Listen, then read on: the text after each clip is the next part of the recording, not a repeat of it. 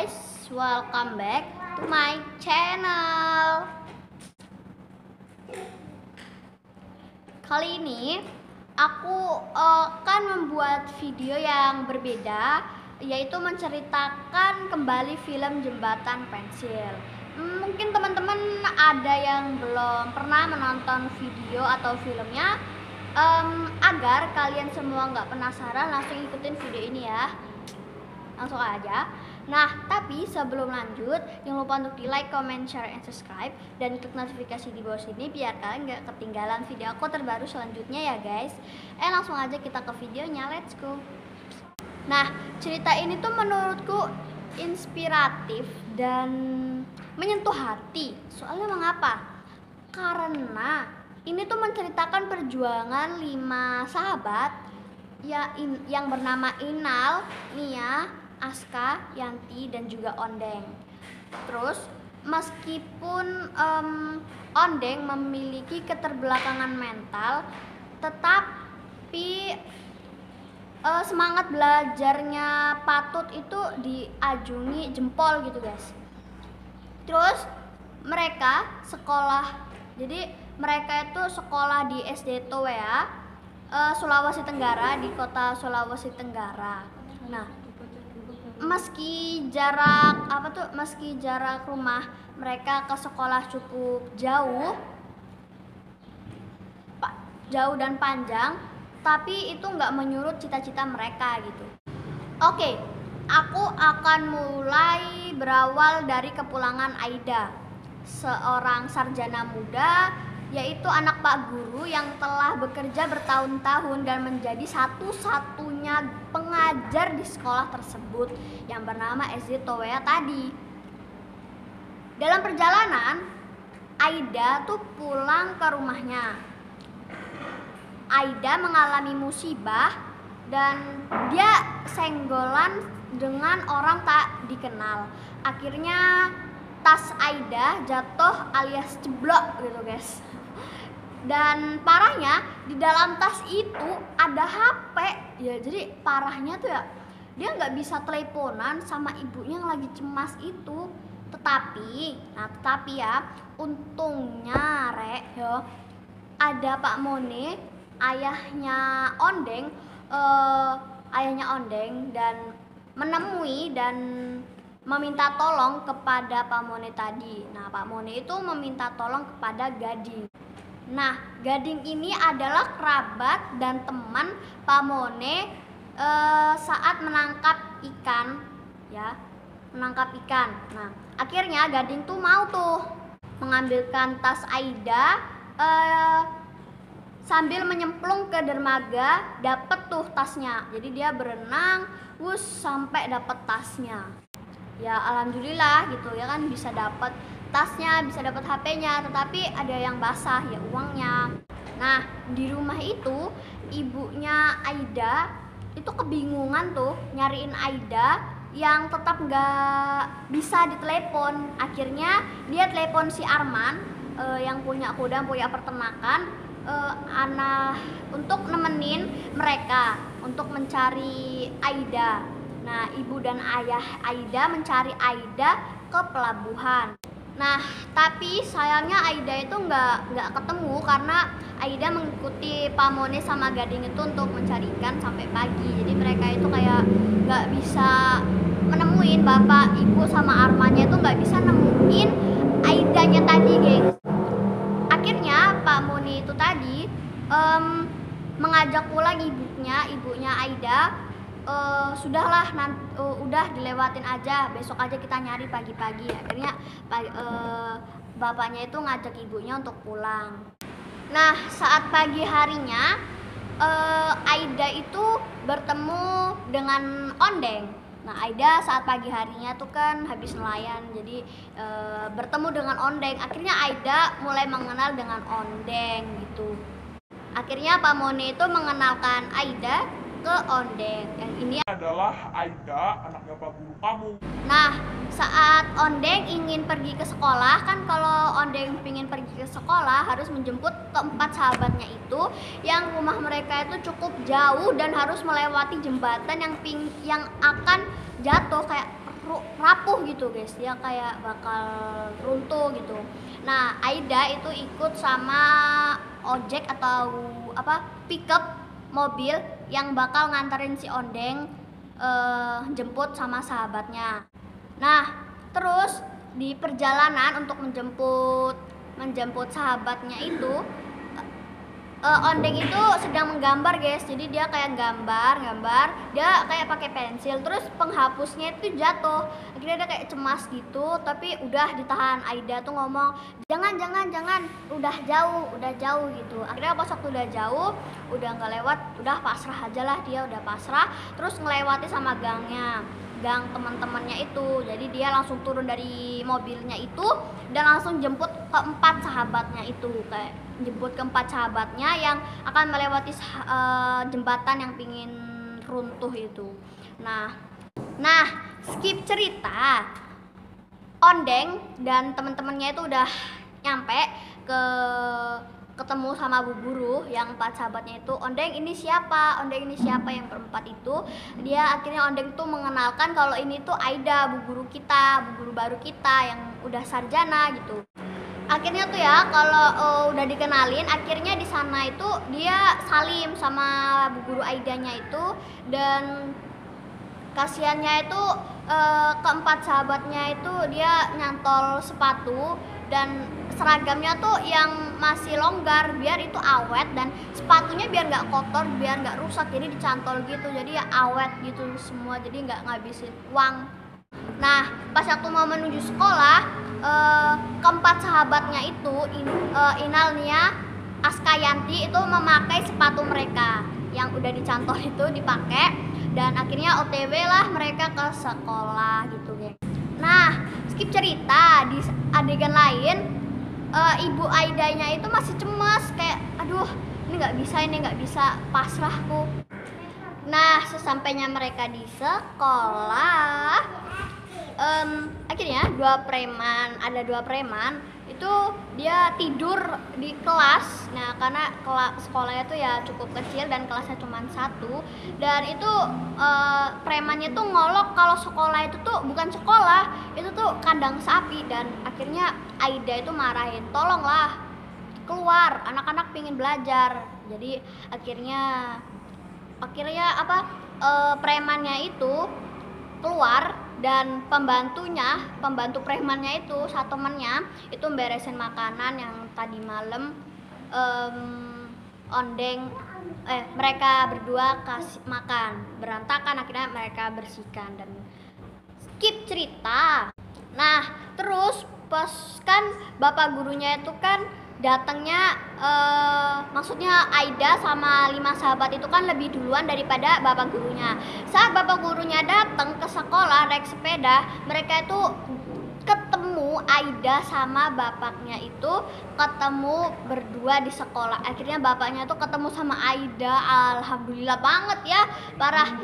Untung aja ada Pak Mone gitu yang nolongin gitu. Nah terus pas akhirnya ketemu, mereka itu langsung pelukan. Akhirnya bapaknya itu pak gurunya tuh ngomong ke Aida kalau ibu kamu nyariin di rumah, cemas tadi malam, kamu harus pulang ya, kamu nanti ibu kamu nanti nyariin gitu. Akhirnya bapak guru sebelum Aida itu pulang, bapak gurunya itu mengenalkan Aida itu ini adalah sarjana yang dari DKI Jakarta sana, dan itu dia adalah anaknya yang akan menggantikan pak gurunya itu yang sudah merasa tua dan renta. Nah kebetulan, tadi kan Arman yang nyari bareng bapak ibunya itu, Arman tuh punya adik yang juga adiknya tuh sekolah sama Ondeng tadi. Nah akhirnya Arman itu bertemulah dengan Aida, dan Arman itu mengantarkan Aida pulang ke rumah. Dan untung banget ibunya ini bahagia banget, pakai banget, mereka pelukan dan diajak istirahat gitu guys. Nah saat jam pulang ke rumah itu bapak gurunya bapak gurunya kan naik sepeda dan cukup laju naiknya dan akhirnya jatuh dan cukup berdarah. Akhirnya ditolonglah papasan dengan Gading tadi yang nolongin Aida yang mengambilkan tasnya tadi, ditolongin gitu. Nah, kan kalau pulang itu kan harus melewati jembatan yang tadi mau berangkat juga sama kan. Nah, akhirnya 4 sahabat itu, 4 Inal, Nia, Askayanti itu melewati jembatan itu dan cukup pingin roboh gitu. Untung aja mereka tuh nggak jatuh, yang jatuh malah tasnya Ondeng. Akhirnya dia nggak apa-apa, yang penting kalian tetap selamat. Akhirnya pas waktu 4 sahabat tadi udah pulang, Ondeng itu udah ngerasa sedih ya, tas Ondeng gitu. Nah, pas waktu Pak skip di adegan lain yang tadi itu, Pak gurunya itu pulang naik sepeda dan dengan kondisi kakinya tuh yang terluka. Akhirnya tuh ya pulang dan ketemu sama ibu sama Aidanya itu dan ditolonglah, diobatilah mereka, bapak gurunya itu sama ibunya sama Aida. Nah, di adegan lain juga Ondeng itu sedang menangis di rumahnya karena dia kehilangan tasnya parah. Dia sakit hati banget karena tasnya tuh hilang. Nah, bapaknya itu tenang, nggak apa-apa. Kalau tas itu kan bisa diganti, bisa dibeli lagi, kecuali kalau nyawa diambil nggak bisa dikembalikan lagi gitu. Nah, terus pas waktu itu juga saat bicara-bicara Ondeng pingin tas baru, itu ada geluduk atau gemuruh yang nyaring dan membuat Ondeng itu takut dan berpelukan dengan bapaknya itu karena dia punya keterbelakangan mental yang dia tuh nggak bisa dengar suara geluduk karena dia takut gitu. Nah, di adegan lain yang tadi bapaknya Pak Guru tadi diobati sama istrinya. Nah, akhirnya saat itu kan Gading menghampiri rumahnya Aida atau Pak Gurunya untuk mengembalikan jepit yang tertinggal, jepit Aida pas waktu lagi ikut nelayan pas waktu saat itu gitu. Akhirnya dikembalikan dan Aida itu mengenalkan ke ibunya kalau ini tuh Gading, ini yang menyelamatkan aku, ini yang ngambilkan tasnya Aida gitu. Nah, tuh ya. Akhirnya dia ingin mengembalikan dan sedihnya parah.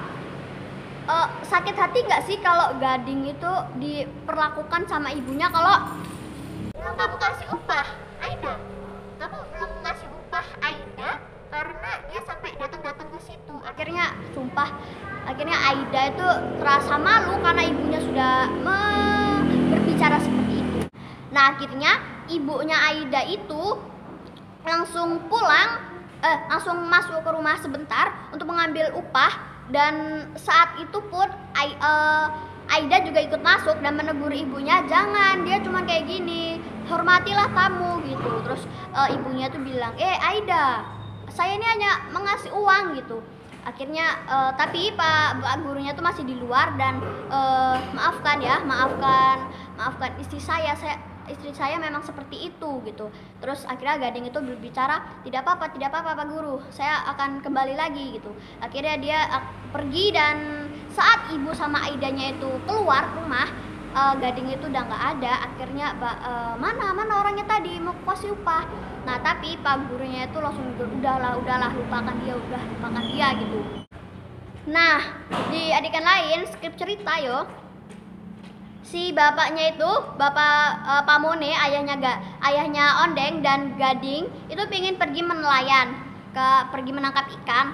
Nah, saat itu pun Pamone itu mengasih uang jajan kepada Ondeng, tetapi nggak dibelikan apa-apa, cuma ditaruh ke celengan. Karena apa? Nah, karena itu guys, karena Ondeng ini pingin membangun sebuah jembatan baru agar terlihat bagus dan tidak jelek lagi atau tidak mau rubuh gitu.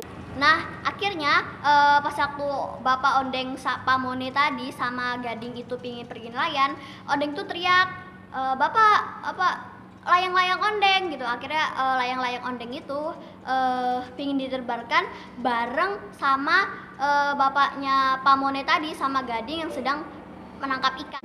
Nah posisi tuh ya saat malam hari ondeng itu kan sendiri ya di rumahnya, ya rumahnya cukup kayak rumah pohon gitu, dan ada bapak Pamone sama Gading itu lagi menangkap ikan, lagi nelayan. Jadi mereka tuh kayak sedih mikirin ondeng, gimana ini ondeng nanti kalau denger gitu gimana.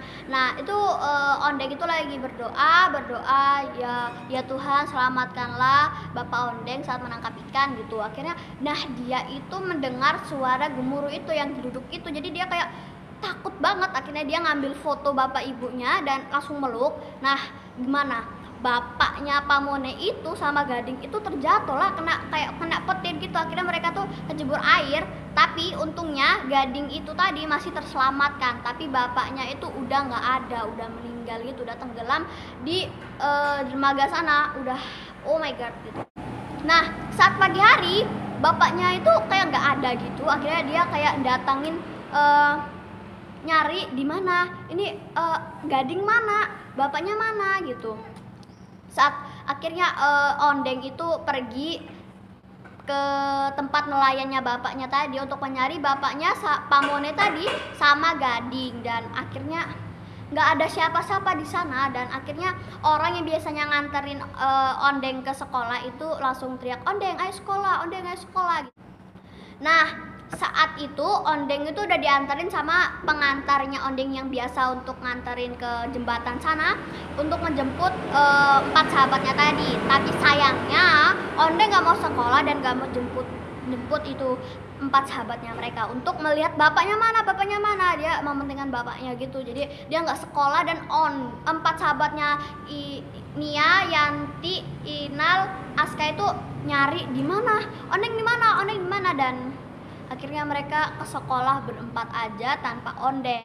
Nah di skip cerita, di sekolahnya ondeng tadi yang bernama Towea, SD Towea, itu Pak Guru sama Aidanya itu menunggu ondeng untuk datang. Tapi mereka tuh satu kelas tuh cemas banget karena ondeng tuh nggak datang. Akhirnya ada satu Pak Ustadz yang mengabarkan kalau bapaknya ondeng itu sudah meninggal ke Pak Guru, berbisik-bisik. Akhirnya Pak Guru itu menjelaskan dengan rasa duka dan menyentuh hati karena itu telah oh my god, bapaknya ondeng telah meninggal dunia, dan satu kelas itu berduka cita guys. Nah terus skip di adegan lain, ondeng itu lari ke tempat bapaknya nelayan tadi, dan lari cepat mungkin, dan ada gerombongan di situ. Ada Gading guys, Gading yang terselamatkan, yang kayak kemasukan air. Akhirnya dia tuh ditolong, dan bapak mana, dia tuh pingin nyebur tapi dicegah sama Gading karena bapaknya udah meninggal gengs.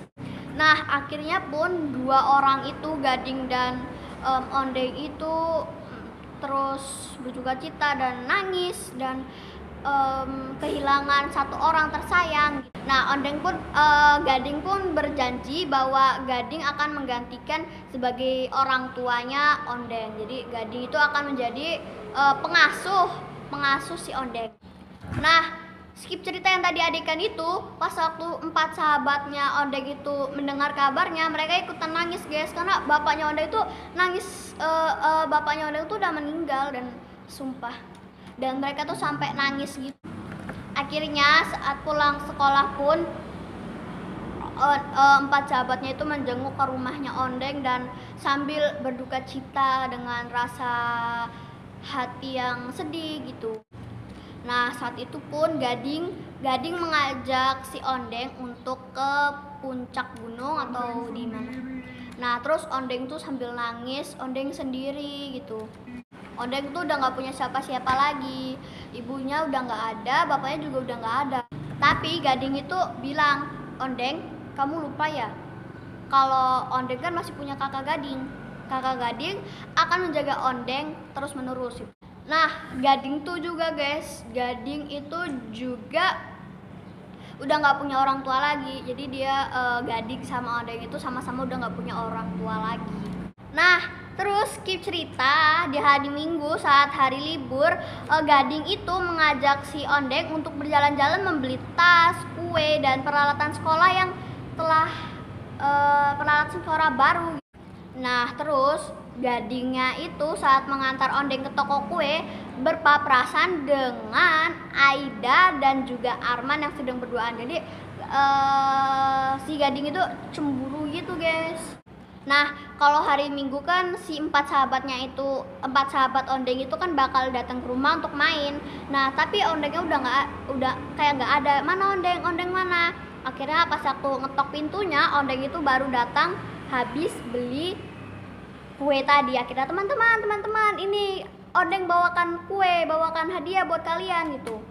Nah, saat hari Senin, empat sahabat itu melewati jembatan itu untuk bersekolah. Melewati jembatan itu, tapi sayangnya jembatan itu rubuh dan Ondeng pun terkejut melihat itu dan sangat sedih. Akhirnya Ondeng itu berenang ke dalam situ, kan itu kayak danau dalam gitu. Jadi dia nggak mementingkan dirinya, seragamnya, bajunya, terserah, dia nggak bakal memikirkan apa-apa. Yang penting dia menyelamatkan sahabatnya. Nah, Ondeng ini kan yang paling kayak agak besar badannya, jadi dia kayak menyelamatkan teman-temannya yang agak kurus. Nah, saat hari Senin kan mereka upacara, mereka tuh telat, guys, dan mereka itu nggak ada bawa tas, nggak ada bawa sepatu, dan dia cuman basah-basahan. Dan kalau telat dia itu nunggu di pagar dan sambil hormat gini. Saat upacara selesai, murid-murid masuk dan Pak Guru sama Aida itu, kenapa kalian ini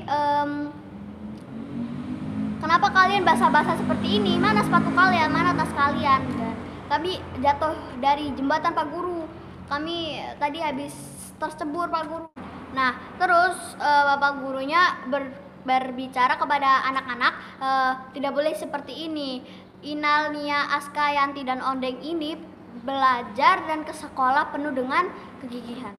Nah, saat mendengar itu, Aida sama mendengar perjalanan skip cerita, Bapak gurunya itu udah menasihati kalau ini kita akan ini gini kayak tentang alam gitu. Dan akhirnya Aida ini mempunyai ide kalau akan mengajak anak-anak ini pergi ke mengenal alam dunia. Nah, terus ada Gading yang sedang bekerja di sana juga. Akhirnya Aida dan murid-murid yang diajak ke sana itu bertemu dengan Gading, dan akhirnya mereka coba ambil buku kalian, ambil pensil kalian, dan tulis apa yang kalian lihat di bawah sana. Nah, salah satu sahabat mereka dari berlima itu berkata, tetapi buku, pensil, dan lain sebagainya tenggelam, terhanyut di danau tadi, laut. Akhirnya Ondeng itu mengambil gergaji untuk memisau pensil-pensil itu dan merautnya agar itu menjadi 6 pensil. Dan satu buku itu lembarannya dibagi-bagi ke 6 orang itu. Jadi kayak pensil sama buku itu dibagi-bagi ke 6 pensil itu. Ke 6 orang murid itu yang diajak, kan cuma 6 murid, parahin kenapa diajaknya itu. Nah, terus skip cerita, mereka kayak menaiki sebuah goa atau apa, memasuki, dan mereka duduk di sana, dan Gading itu meminta coba tuliskan cita-cita kalian yang akan cita-cita kalian tuh apa nanti saat besar. Cita-cita yang ingin kalian lakukan nanti. Nah, terus dengan pikiran, dengan pensil yang dibagi sama Ondeng, Aska yang bernama Aska itu pingin banget dengan satu buah pensil itu pingin menjadi presiden. Nah, Nia yang juga kecil itu pingin dengan satu pensil itu pingin menjadi beasiswa gitu. Nah, terus si Inal itu dengan satu pensil pingin membanggakan ibunya, dan untuk Ondeng dengan satu pensil pingin membangun jembatan yang sudah runtuh tadi, yang udah rusak dan udah nggak bisa dinaiki. Jadi dengan satu pensil dia pingin membuat jembatan baru. Nah, skip cerita, keesokan harinya Gading ini sudah pulang dari kerja. Nah, tapi saat pagi hari ingin mengantarkan Ondeng ke sekolah, Ondengnya tuh dengan sakit, dia kayak kedinginan, kayak demam parah gitu. Nah, saat hari Selasa kemudian itu si Gading saat melihat saat melihat si Ondeng sakit, akhirnya Ondeng itu berbicara, teman-teman Ondeng, jembatan, sekolah gitu. Ondeng itu akan pergi ke tempat jembatan yang dimana akan menjemput teman-temannya Ondeng tadi untuk pergi ke sekolah. Nah, saat Ondeng ditinggal ke rumah, ditinggal Gading ke jemput teman-temannya, Ondeng itu mendengar suara gemuruh atau geluduk gitu yang cukup besar, dan dia akhirnya keinget sama bapak, kayak teriak-teriak gitu. Akhirnya dia langsung lari dengan posisi yang sakit, dan dia langsung lari ke tempat nelayan bapaknya Pak Moni tadi untuk menangkap ikan, dan dia langsung ngambil perahu terus berdayung dan mencari bapak sampai Gading itu mengetahui kalau Ondeng itu ke tempat bapaknya tadi menangkap ikan, dan dia langsung ngejar Ondeng pakai perahu sambil mendayung, dan akhirnya pun Ondeng udah nggak bisa diselamatkan lagi karena Ondeng terjatuh karena terjempalik gitu guys. Nah kan karena udah mengetahui karena Gading udah mengetahui kalau Ondeng itu menaiki perahu, akhirnya dia ngejar dan udah guys, akhirnya Pak Mone sama Ondeng itu udah meninggal dunia dan udah dengan di tempat yang sama. Tapi untungnya Ondeng itu udah bisa diselamatkan, udah bisa dikubur, dan saat dikubur empat sahabatnya itu sedih banget guys, dan itu adegan yang bikin aku tuh sedih banget gitu ya. Kenapa sih orang baik ya, kayak dia pingin banget cita-cita membangun jembatan itu untuk teman-temannya, demi teman-temannya dia pingin membuat jembatan.